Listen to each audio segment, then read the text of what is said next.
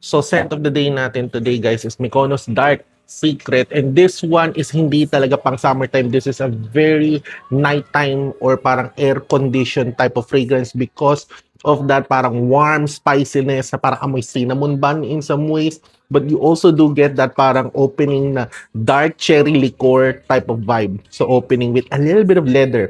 This is a little bit dry as well. And pagdating sa dry down, you do get that dryness, parang woods or maybe spice. And also it is sweet. So at the same time, it's also sweet and cloying. So hindi siya talaga pwede for summertime, for hot weather. Talagang pang aircon to.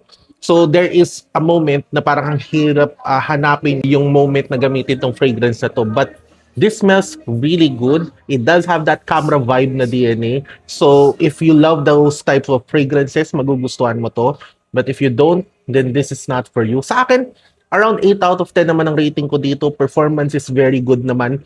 I get around mga 6.5, maximum na 7 hours of longevity with the fragrance sa balat ko. And also have very good projection for the first an hour and a half to 2 hours, mga around above average projection. So, really good itong Dark Secret. Again, if you love a nighttime fragrance na matamis, then you will like Mykonos Dark Secret.